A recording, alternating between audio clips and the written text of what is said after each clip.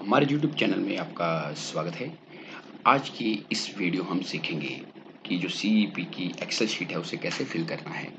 कुछ दिन पहले कॉम्पिटेंसी एनहांसमेंट प्लान CEP का टेस्ट हुआ था 6 से लेके 10th क्लास के स्टूडेंट्स का। उसके लिए स्टूडेंट्स को OMR शीट दी गई थी। अब उस शीट को टीचर्स ने चेक कर लिया होगा और हेड ऑफिस की तरफ से, स्टेट की तरफ से एक एक्सेल शीट टीचर के साथ शेयर की गई है। उस शीट को फिल कैसे करना है उसके बारे में हम आज की इस वीडियो में सीखेंगे। मैं एक्सेल शीट सामने ओपन करता हूँ जो आपके साथ शेयर की गई है। ये मैंने 6 क्लास की जो शीट है सामने ओपन करी है, आप देख सकते हैं। इस शीट में हमारे पास आप देख सकते हैं कि सबसे पहले शीट है समरी कॉम्पिटेंसी, दूसरी है समरी क्वेश्चंस, तीसरी है पंजाबी, चौथी है मैथमेटिक्स, पांचवी है साइंस और लास्ट है SST। अगर हम पहली शीट की बात करें तो इस शीट में वो डाटा शो होगा जो हम सब्जेक्ट वाली शीट्स में फिल करेंगे। और जो समरी क्वेश्चंस हैं इसमें आंसर जो रिजल्ट शो होगा कि कितने क्वेश्चन सही हैं कितने गलत हैं, उसके बारे में इसका जो डाटा है वो शो होगा। जैसे मैं ऊपर आ जाता हूँ, सबसे पहले पंजाबी, देन उसके बाद मैथमेटिक्स, देन साइंस और उसके बाद सोशल साइंस। लेकिन हमारा जो काम है, टीचर्स का जो काम है, शीट चेक कर ली है, हमारा काम स्टार्ट होगा सब्जेक्ट वाली शीट से। जैसे मैं पंजाबी वाली शीट पे क्लिक करता हूँ, सबसे पहले यहाँ पे आपको अपने स्कूल का जूडाइस कोड डालना पड़ेगा। जो भी आपके स्कूल का जूडाइस कोड है आप वहाँ पे डाल सकते हो। उसके बाद आगे आपको फिल करना पड़ेगा स्कूल का नाम, जो भी आपके स्कूल का नाम है, GHS, जो भी स्कूल का आगे सिटी है वो आप लिख सकते हो। देन क्लास की कौन सी क्लास है, जैसे मैं लिख लेता हूँ 6th, ये 6th क्लास की शीट है। स्टार्टिंग में ये मैंने क्या किया कि 11 बच्चों, मेरे पास 11 स्टूडेंट्स हैं, उनके मैंने नाम फिल कर लिए और उनके जो स्टूडेंट आईडीज़ हैं वो मैंने यहाँ पे डमी आईडीज़ और डमी कुछ नेम्स डाले हैं। आप क्या कर सकते हैं कि जो स्टूडेंट्स के नाम हैं और जो आईडीज़ हैं उन्हें ई पंजाब के रिपोर्ट सेक्शन से डाउनलोड करके यहाँ पे कॉपी पेस्ट कर सकते हो। अगर हम पंजाबी शीट की बात करें तो इसके जो क्वेश्चन थे वो थे 6 क्लास के लिए Q1 से लेके Q15 तक। अब इसमें आपने याद रखना है कि अगर स्टूडेंट ने करेक्ट आंसर लिखा है तो उसके लिए आपने शीट में 1 लिखना है। अगर स्टूडेंट ने रॉन्ग आंसर लिखा है या क्वेश्चन अटेम्प्ट नहीं किया, नो अटेम्प्ट, तो उसके केस में आपने क्या करना है, वहां पे 0 लिखना है। तो ये शीट है, इसमें ऑलरेडी जो प्री फिल्ड है, जो शीट मैंने फिल करी हुई है। मान लो कि पहला स्टूडेंट है हरविंदर सिंह, इसने पहला क्वेश्चन ठीक किया है तो मैं कर दूंगा 1। क्वेश्चन 2 इसने मान लो गलत कर दिया, मैंने कर दिया 0। Q3 इसने ठीक किया 1, Q4 1। मतलब जो क्वेश्चन ठीक है वहां पे मैंने 1 कर दिया। मान लो Q5 0 हो गया, Q6 ठीक है, Q7 ठीक है 1, बाकी मैं 1 कर देता, सारे 1 कर देता हूँ। इसको भी 1 कर देता, इसको 1 कर और लास्ट वाले को 0 रहने देता हूँ। इसका मतलब ये है कि इस स्टूडेंट ने जो पहला क्वेश्चन है वो ठीक है, दूसरा गलत है, तीसरा चौथा भी ठीक है, पांचवा इसने गलत कर दिया, छठवां सातवां आठवां नौवां 10वां 11वां 12वां 13वां 14वां ये सारे सही हैं, ये 15वां गलत कर दिया। इसी तरह जो बाकी स्टूडेंट्स हैं उनका भी आपने डाटा, अगर आंसर सही है तो आपने वहां पे 1 लिख देना है, अगर गलत है तो 0। लास्ट में इसकी समरी बन जाएगी, बताएगा कि जो MC1 है इसमें 7 क्वेश्चन सही हैं और 4 क्वेश्चन गलत हैं, क्योंकि 11 स्टूडेंट्स का डाटा है। आपने जो स्टूडेंट्स का डाटा है वो अपने अकॉर्डिंगली, अपनी क्लास के अकॉर्डिंगली सेट करना है। मान लो इस डाटा को मैं दोबारा कॉपी कर लेता हूँ, यहाँ से इसको कॉपी करके मैं नेक्स्ट शीट पे आता हूँ, क्योंकि नेक्स्ट शीट पे जो हमारा डाटा है वो कॉपी नहीं है, क्योंकि एक जो डमी शीट है जो हमें स्टेट की तरफ से शेयर की गई है, इसमें हमने अपना डाटा कॉपी करना है अपनी स्ट्रेंथ के अकॉर्डिंगली। मैंने इसको कॉपी किया, कॉपी यहाँ से करके आप कॉपी कर सकते हो या Ctrl+C कर सकते हो। अब मैं आता हूँ मैथमेटिक्स शीट पे, इसमें डाटा कुछ भी नहीं है, यहाँ पे आके मैं पेस्ट करता हूँ, या देख सकते हैं यहाँ पे पेस्ट है, पेस्ट पे क्लिक कर दो या Ctrl+V कर दो।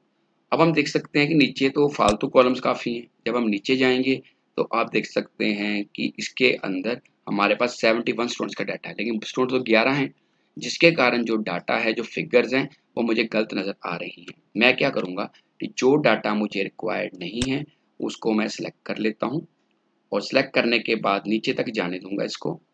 जहाँ तक मुझे डाटा नहीं चाहिए तो वहाँ पे जाके मैंने क्या करना है, जहाँ तक मुझे डाटा नहीं चाहिए उस डाटा को मैं डिलीट कर दूँगा। डिलीट कैसे करना है वो बताता हूँ आपको मैं, कि आपने जैसे मुझे ये डाटा नहीं चाहिए तो आपने यहाँ पे बॉर्डर पे आके राइट क्लिक करना है, उसके बाद कर देना है डिलीट। डिलीट करने से क्या होगा, आप देख सकते हैं कि मेरे पास 11 स्टूडेंट्स का डाटा रह गया है। इसको थोड़ा बड़ा करना चाहते हो तो यहाँ से आप बड़ा कर सकते हो, इसको ड्रैग करके आईडी उसकी साइड पे शो हो रही है। अगर हम मैथमेटिक्स की बात करते हैं तो ये स्टार्ट हो रहा है क्यू 16 से लेके क्यू 33। इसमें भी आपने वैसे ही करना है, सेम सेम प्रोसेस। डाटा को कैसे चेंज करना है, मान लो उसका पहला क्वेश्चन सही है, मैंने 1 कर दिया, 17 भी सही है, 18 भी सही है, 19 भी सही है, 21, 22, 23, जो जो क्वेश्चन सही हैं वहाँ पे मैं 1 करता जाता हूँ। इसी तरह आपने बाकी स्टूडेंट्स का डाटा भी मैथमेटिक्स का ठीक कर देना है, तो लास्ट में बता देगा कितने सही है कितने गलत हैं। मतलब हर स्टूडेंट का क्यू 16 से लेके क्यू 33 तक। अब फिर हम नेक्स्ट शीट पे जाना चाहते हैं तो सेम शीट इसी तरह आपने साइंस वाली शीट में जाना है। अगर ज़्यादा बच्चे हैं तो उनका डाटा भी आप कॉपी करके ले सकते हो।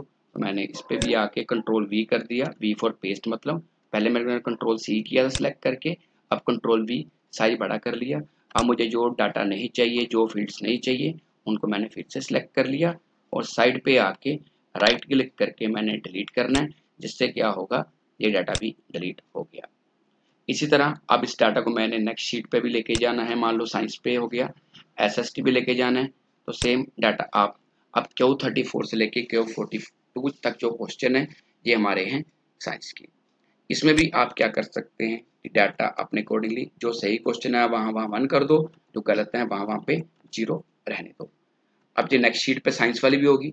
अब मैं चाहता हूँ कि एसएसटी की शीट में भी डाटा फिल करना है, फिर मैंने डाटा सेलेक्ट किया, कंट्रोल सी किया, कंट्रोल सी मतलब कॉपी, तो यहाँ पे आके मैंने डाटा को पेस्ट कर दिया। अब जो कॉलम मुझे नहीं चाहिए, जो रोज नहीं चाहिए, वैसे ही उसको मैंने साइड से सिलेक्ट किया। सिर्फ आपने नीचे वाला डाटा डिलीट नहीं होने देना, उतना डाटा डिलीट करना है जितना हमने सेलेक्ट किया है, जो हमें रिक्वायर्ड है। अब देख सकते हैं कि हमारे पास 11 स्टूडेंट्स का डाटा रह गया है जो हमारे पास था।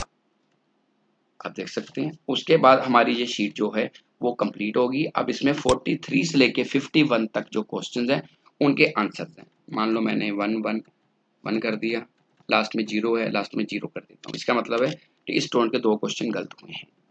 इसी तरह जो बाकी स्टूडेंट्स हैं इनका डाटा भी आपने खुद फिल करना है कि सही है तो 1, गलत है तो 0। तो नीचे आप देख सकते हैं कि जहाँ जहाँ 1 है उसका पूरा टोटल करेक्ट और रॉन्ग आंसर के अकॉर्डिंगली यहाँ पे बन जाएगा। अब हम स्टार्टिंग में समरी कॉम्पिटेंसी शीट पे आते हैं, जिससे हमें स्कूल की 6 क्लास का फुल डाटा पता चल जाएगा कि इस स्टूडेंट के जो समरी है कॉम्पिटेंसी की क्या है। आप देख सकते हैं कि इसमें जैसे 11 सीरियल नंबर है, 11 स्टूडेंट्स हमारे पास, मुझे बता रहा है कि नंबर ऑफ क्वेश्चन जैसे 5 थे, तो करेक्ट आंसर है 58% और गलत आंसर है 42%। सेकंड स्टूडेंट के 62%, 38%। इस तरह मतलब ये एक समरी बन गई है कॉम्पिटेंसी एनहांसमेंट प्लान की। इसी तरह अगर हम समरी ऑफ क्वेश्चंस देखना चाहते हैं तो उसके लिए आप देख सकते हैं कि सबसे पहले अलग अलग क्वेश्चन जो पंजाबी का है, 11 के 11 स्टूडेंट्स जो भी आपने डाटा फिल किया था उसके अकॉर्डिंगली आपके पास डाटा यहाँ पे आता जाएगा। आप देख सकते हैं कि ये जो समरी है ये है समरी कॉम्पिटेंसी की, ये है समरी ऑफ क्वेश्चंस। आप नीचे करोगे पहले पंजाबी की आ जाएगी, देन मैथमेटिक्स के क्वेश्चंस की आ जाएगी, देन साइंस के, और देन उसके बाद एसएसटी के 51 क्वेश्चंस की। ये डाटा आपका बिल्कुल सही होना चाहिए, जैसे आपने ओएमआर शीट चेक करी है उसी के अकॉर्डिंगली 0 और 1 का ध्यान रखना है। गलत आंसर है तो 0 करना है, नोट अटेम्प्ट है तो 0 है, सही है तो 1 प्रेस करना है।